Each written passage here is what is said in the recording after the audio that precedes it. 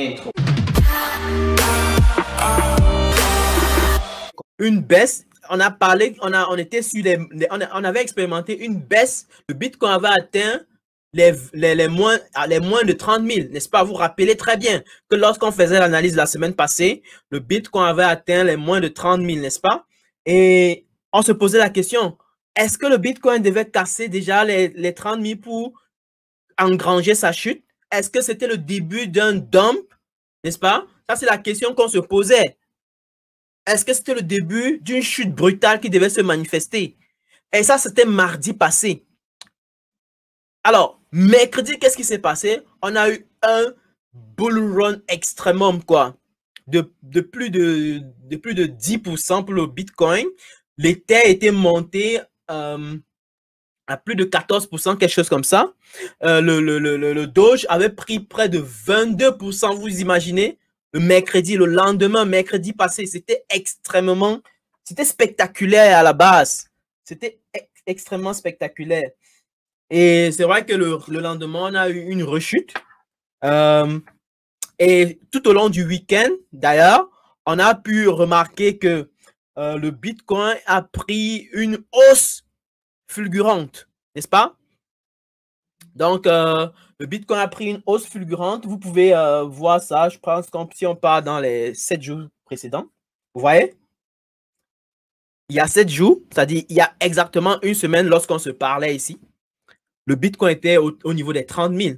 Aujourd'hui, on se rend compte qu'il est au niveau des 38 000, qui marque le fait qu'il a pris quasiment 28% en l'espace de 7 jours exactement. L'Ether, il a pris 25%. Ça, c'est énorme, n'est-ce pas?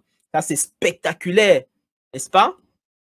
Le BNB qui a pris quasiment, BNB, c'est ça? Il a pris quasiment 17%. Le Doge a pris 20%. OK? Le Ripple a pris environ 21%. OK? Et ADA Cardano a pris environ 19%. Donc, vous voyez qu'on tourne autour, on tourne entre 18 et 30%, quasiment, en l'espace de 7 jours environ, d'une semaine. OK? De 7 jours. Ça, c'est totalement spectaculaire. Mais la question, c'est de savoir qu'est-ce qui a bien pu causer cela. Est-ce que ce sont les rumeurs concernant le fait que Amazon voudrait potentiellement adopter les cryptos dans son système de paiement? Ça, c'est la question. Est-ce que c'est tout autre type de news? N'est-ce pas? Mais ce qu'on peut dire comprendre, c'est que tel qu'on est parti, il y a beaucoup, et Amazon ne peut pas rater. Tel que je connais Amazon, Amazon est une compagnie qui fait dans la tech, haute tech d'ailleurs, n'est-ce pas, à San Francisco. Donc, elle ne peut pas rater cette vague-là liée à la cryptographie. Et d'ailleurs, même je pense qu'il y a, un journaliste qui disait ceci, que le fondateur Jeff Bezos a totalement précisé qu'ils ne vont pas louper cette opportunité-là.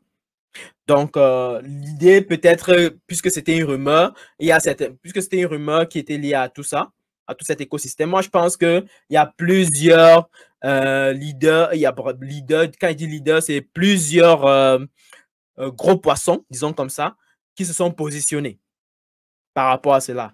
Et la question c'est, est-ce que c'est parce que les gros poissons sont positionnés que vous devez vous positionner? Non, pas nécessairement. D'accord? Est-ce que le fait qu'on a lancé une rumeur pareille doit vous pousser à vous positionner directement? Non. Est-ce que parce que le bull run a été engrangé, disons comme ça, doit vous pousser à vous positionner? Non. Qu'est-ce qui doit vous pousser à vous positionner? Dites-moi ça en commentaire. Selon vous, qu'est-ce qui doit vous pousser à vous positionner?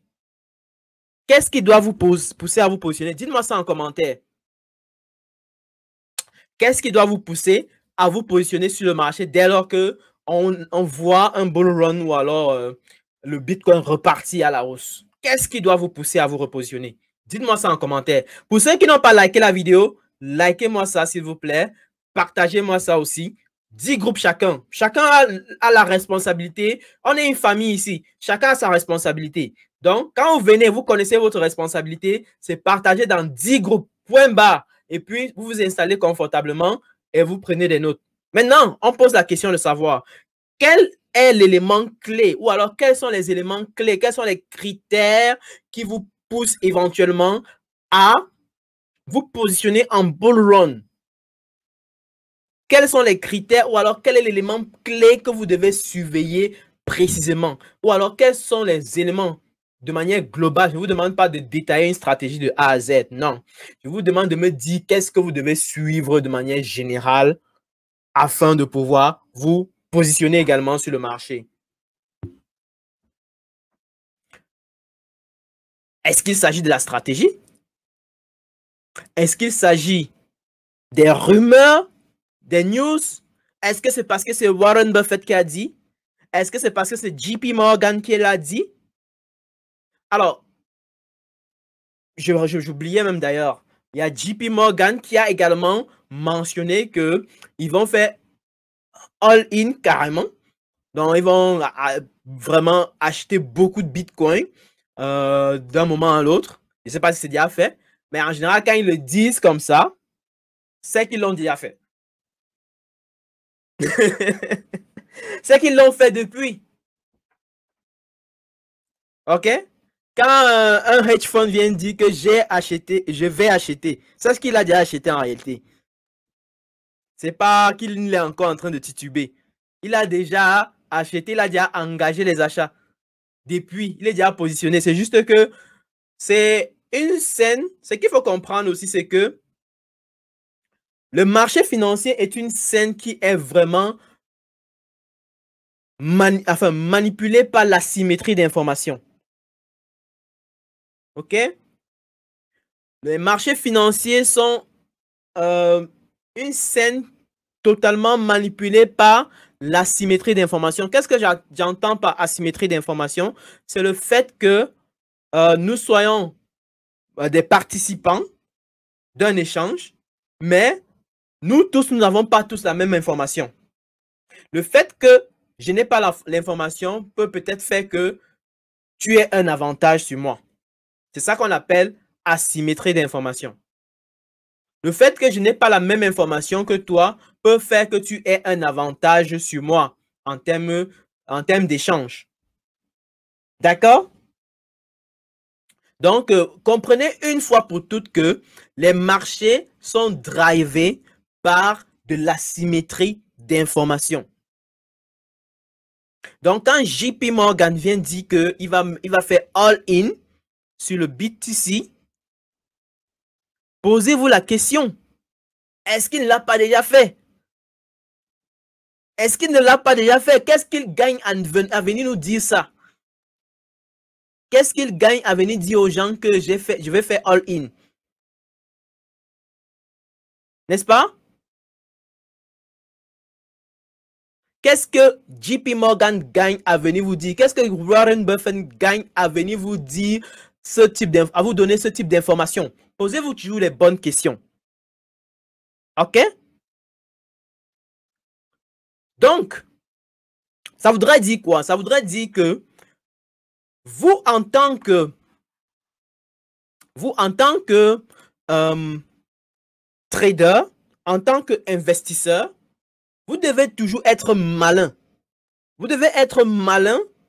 Et la meilleure chose, quand on est débutant, être malin, c'est de rester focus sur une stratégie qui a été développée soit par vous, soit par l'école que vous suivez. D'accord? La meilleure façon d'être malin pour vous en tant que débutant, c'est de pouvoir suivre une stratégie et non des rumeurs qui pilulent à gauche et à droite et qui vont potentiellement impacter votre stabilité. Et donc, du coup, restez focus sur la stratégie qui a été développée soit par vous, soit par l'école dans laquelle vous êtes inscrit. L'école de formation. OK? Parce que ça vous permet d'être concentré sur quelque chose qui performe déjà quand même sur le long terme.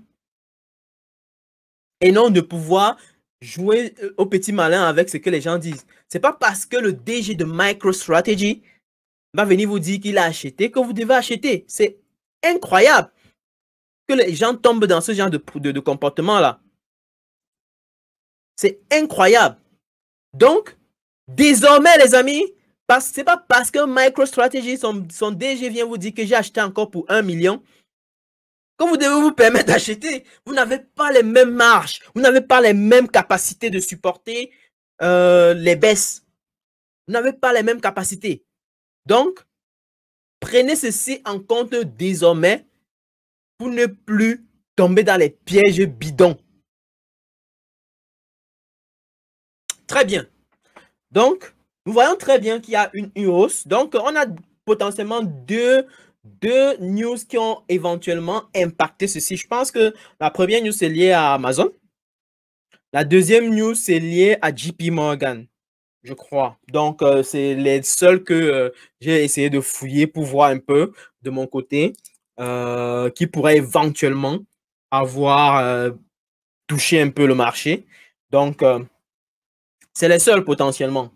Donc, quand quelqu'un vient vous dire qu'il va se positionner, sachez qu'il s'est déjà positionné. C'est plus un débat à la base parce qu'il ne gagne rien. Enfin, il ne gagne pas grand-chose à venir vous dire ça. Donc, il gagnerait d'abord à se positionner avant de venir vous dire maintenant que bon, je me suis positionné. Pourquoi il vient maintenant vous dire qu'il s'est positionné? C'est pour que vous, maintenant, la masse d'ignorants, viennent maintenant acheter et ça prend de la valeur davantage. Et quand ça prend de la valeur davantage, il commence à encaisser tout doucement. Parce que lui, il émet des gros capitaux. Quand il émet des gros capitaux, il est capable d'aller payer un journal pour que le journal dise que JP Morgan a dit qu'il va acheter. OK? Il est prêt. Ils sont capables de payer des journaux pour qu'ils manipulent l'information. Donc, soyez toujours avisés que c'est des stratégies comme ça. Tout ce qui est raconté à la télé sur Bloomberg et tout ça là, c'est de la manipulation de l'information. Attention. Prenez vraiment vos gardes avant de pouvoir prendre des décisions. Ayez une stratégie concrète qui ne titube pas auprès des informations. À bon entendeur, salut. Donc, je vais continuer avec le BTC ici. Et je rappelle encore une fois, juste à titre de rappel, CryptoWatch. Je rappelle encore que lorsqu'on fait de l'investissement, donc ici vous avez le tableau des corrélations des crypto-monnaies les plus phares, les plus populaires, à savoir le BTC, l'Ethereum, le Litecoin, le Ripple et l'ADA, n'est-ce pas? Le Cardano. OK? Et ce tableau-ci nous mentionne pour les nouveaux, je crois que les anciens ils savent déjà de quoi je parle. Ce tableau-ci nous mentionne en fait ce qu'on appelle des corrélations entre les crypto-monnaies. Qui veut dire quoi? Si on voit la valeur 0,95 plus on est proche de la valeur 1, parce que la valeur d'une corrélation est un indice qui oscille entre moins 1 et 1. Plus on est proche de 1, ça voudrait dire que les deux crypto-monnaies évoluent quasiment dans le même sens. C'est-à-dire, si c'est le Bitcoin et l'Ethereum, et que la corrélation, par exemple, ici, c'est 0,95, ça voudrait dire que lorsque Bitcoin monte, Ethereum monte de manière simultanée, c'est-à-dire il obéit exactement le même mouvement au même moment. C'est ça qu'on appelle la corrélation. Donc, ils évoluent de manière similaire au même moment dans le temps. Si la corrélation est proche de moins 1, ça voudrait dire que les deux évoluent en sens inverse, comme un effet miroir. OK? Si la corrélation est proche de moins 1, ça veut dire que les deux cryptos évoluent en sens inverse comme un effet miroir. OK? D'accord? Donc, et si Et si ils évoluent, et si la corrélation est proche de 0, ça voudrait dire qu'ils ne sont pas corrélés. Donc, du coup, il y a un avantage statistique potentiel à exploiter sur les deux. Parce que tu ne gagnes rien à acheter Bitcoin et Ether dans ton même portefeuille. Les deux sont là juste pour amplifier ton risque. Si tu prends les deux, tu amplifies ton risque. D'accord? Parce qu'en réalité, quand ça va chuter, tous vont chuter. Et donc, du coup, ça va aggraver ta situation. Ça va aggraver ta situation en termes de risque d'exposition. Par contre, si tu achètes le Bitcoin et tu achètes peut-être, supposons, le Tether, ok, supposons, qui est légèrement moins corrélé au Bitcoin, là, du coup, tu peux te garantir une sorte de, je vais appeler ça quoi? D'optimisation de ton portefeuille, de telle sorte que si le Bitcoin chute, peut-être le Tether va monter et là, du coup, ça, je vais dire, ça amortit le choc. Ça amortit le choc de ton portefeuille. Ça ne détruit pas totalement ton portefeuille. Parce qu'il suffit peut-être d'acheter Bitcoin, Ether, Litecoin, Ripple et ADA. Et puis, dès lors que ça chute là, tout ton portefeuille est au rouge. Et puis, si c'est que ça chute brutalement, tu peux te retrouver à zéro direct, quoi. En imaginant que tu n'as pas beaucoup de capital. Donc, faites très attention à cette affaire. Faites très attention à ça parce que c'est très dangereux, n'est-ce pas? C'est très dangereux de pouvoir jouer au petit malin avec les corrélations. Est-ce que je me fais entendre? Est-ce que je me fais comprendre? Dites-moi ça en commentaire. Dites oui, oui, oui, oui. Est-ce que je me fais comprendre avec cette histoire de corrélation-là?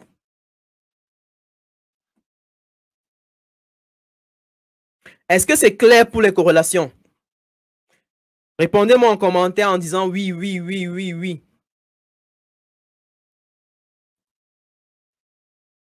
Exactement.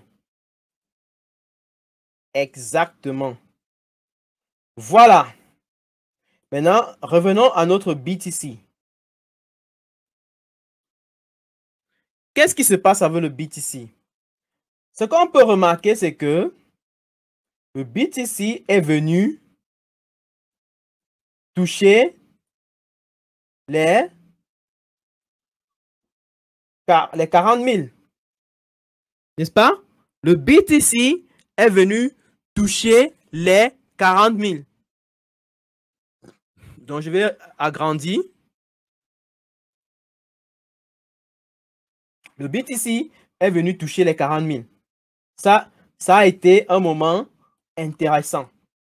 Regardez, en l'espace de quasiment 6 jours depuis mercredi quasiment, on a expérimenté cette hausse-là. Aucune bougie rouge. Aucune bougie rouge. Donc, la hausse a été spectaculaire. La hausse a été spectaculaire. Donc, la question, c'est de savoir, est-ce que le BTC va se retrouver hors de cette zone-ci? On reste encore dans notre range de depuis au moins 2 à 3 mois. Vous voyez qu'on reste toujours en train d'osciller dans ce range-ci. Vous voyez, on est venu ici, on a rejeté, on est descendu, on a rejeté, on est descendu, on a rejeté, on est descendu encore et on a rejeté. La question, c'est est-ce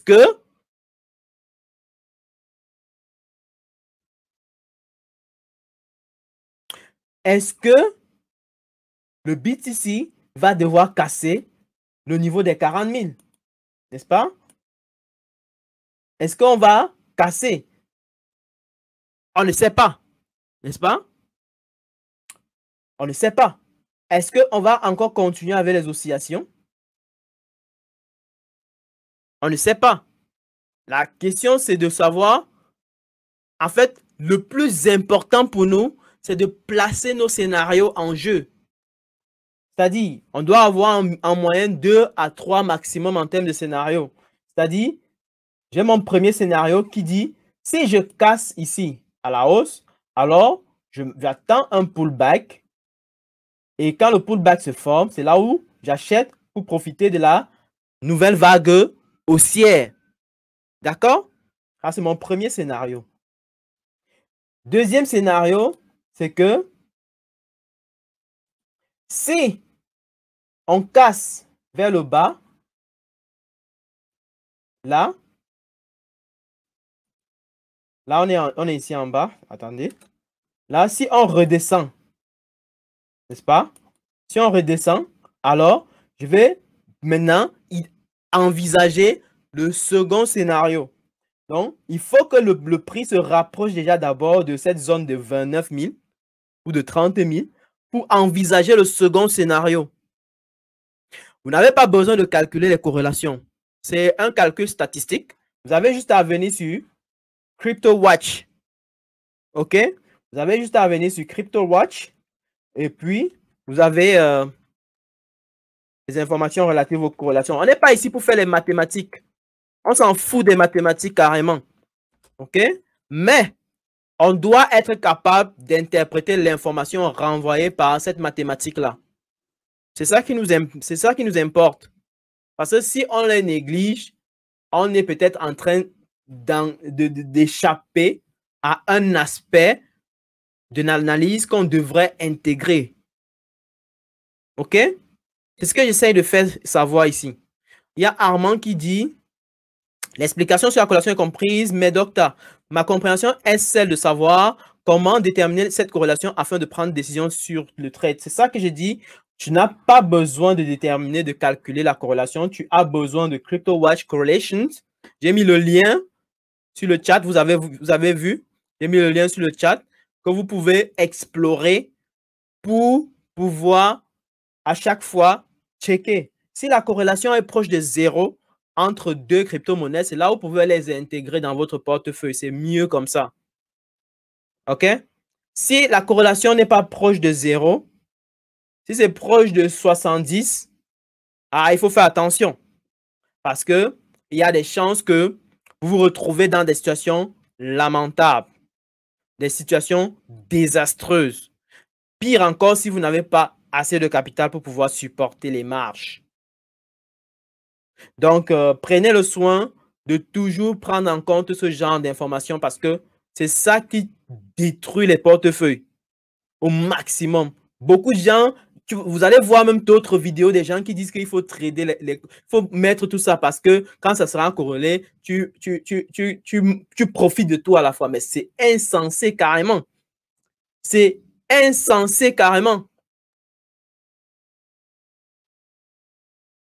Je dis ceci, si la corrélation est supérieure à 70 ou inférieure à moins, si la corrélation est supérieure à 0,70 ou inférieure à moins 0,70, ça voudrait tout simplement dire que déjà à ce niveau, il y a de fortes corrélations. Donc les deux sont liés par un phénomène particulier. Et ils peuvent soit évoluer dans le même sens, soit évoluer en sens contraire. Donc, si vous achetez les deux à la fois, vous vous mettez peut-être en difficulté parce que vous n'êtes pas en train d'acheter en réalité. Vous n'êtes pas en train de diversifier votre portefeuille. Parce qu'il est important de considérer la question de diversification du portefeuille et non d'acheter tout à la fois. Est-ce que je me fais comprendre? Il est question de mettre un accent sur le fait que votre portefeuille soit diversifié. Qu'est-ce que ça veut dire être diversifié? Ça voudrait dire que chaque actif que vous mettez dans votre portefeuille vient équilibrer le risque. Quand je dis équilibrer le risque, ça voudrait dire que lorsqu'il y a quelque chose de désastreux sur le marché, il ne faudrait pas que c'est tout votre portefeuille qui soit dans le rouge. Il faudrait qu'il y ait des actifs qui soient toujours en positif pendant que d'autres sont en négatif. Et c'est comme ça que ça fait l'équilibre. N'est-ce pas? C'est ce que j'essaie de dire. Qu'il faudrait qu'il y ait des actifs qui, lorsqu'ils sont en train de monter, les autres ne montent pas forcément au même moment que lui. Mais même s'ils montent de manière modérée, c'est déjà pas mal. Parce que lorsque certains vont chuter, il ne faudrait pas que c'est tout le monde qui chute. Si tout le monde chute, ça veut dire que votre portefeuille est totalement déséquilibré. Vous avez juste amplifié le risque.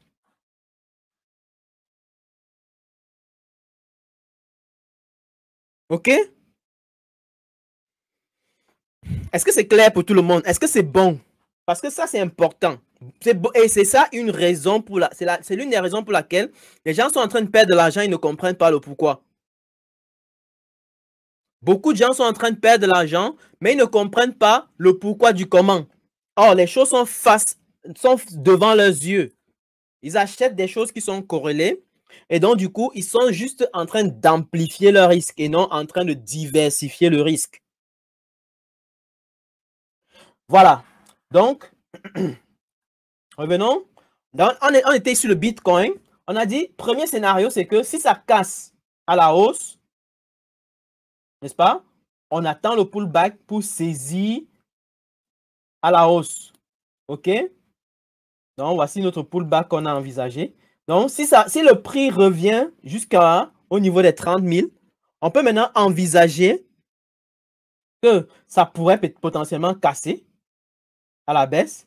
Et si ça se passe, si la cassure se passe, alors on s'attend d'abord au pullback avant de saisir à la vente. OK? Par ailleurs, pour ceux qui aiment trader les ranges, c'est là où vous pouvez envisager maintenant les scénarios entre les bandes.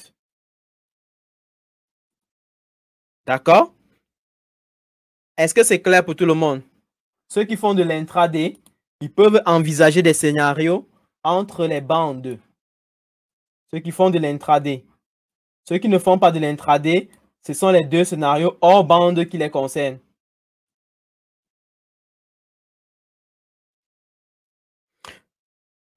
J'ai une vidéo sur l'utilisation de TradingView. Donc, tu pars sur la chaîne YouTube. Tu vas dans la playlist.